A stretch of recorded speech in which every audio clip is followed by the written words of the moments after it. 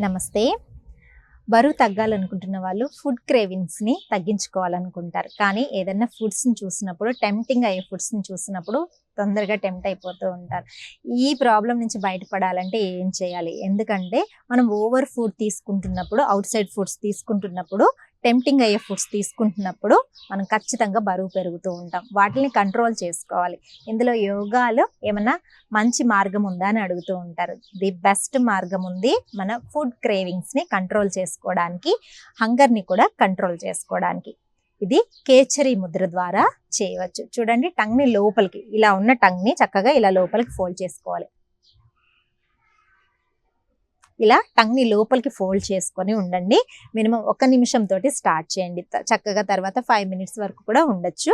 ఇలా చేయడం ద్వారా మన టంగ్ అంటే జ్ఞానేంద్రియాల్లో ఒకటైన ఈ టంగ్‌ని కంట్రోల్ చేసుకోండి. టేస్ట్ బడ్స్ ఇక్కడే ఉంటాయి. టేస్ట్ మనకు తినాలి అని అనిపించే బడ్స్ కూడా ఇక్కడే ఉంటాయి. కాబట్టి ఈ టంగ్‌ని కనుక మనము కంట్రోల్‌లో చేయగలిగితే మన ఫుడ్ క్రేవింగ్స్ అనేది కంట్రోల్‌లో ఉంటుంది. ఇంకొక విషయం ఏంటంటే టంగ్‌ని లోపలికి ఫోల్డ్ చేసి కేచరి ముద్ర చేయడం ద్వారా సిగ్నల్స్‌కు మైండ్‌కి వెళ్తాయి అన్నమాట. హంగర్ అయ్యే సిగ్నల్స్ అనేది కూడా మనకు తగ్గుతుంది. హంగర్ అనేది తగ్గుతుంది.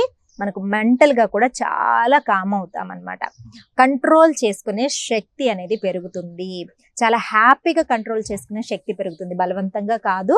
యోగాలో కేచరి ముద్ర రెగ్యులర్‌గా ప్రాక్టీస్ చేసే వాళ్ళకి ఏ ఫుడ్ తినాలి, ఎంత తినాలి అనేది ఆ కంట్రోల్ అనేది చక్కగా వస్తుంది. నమస్తే.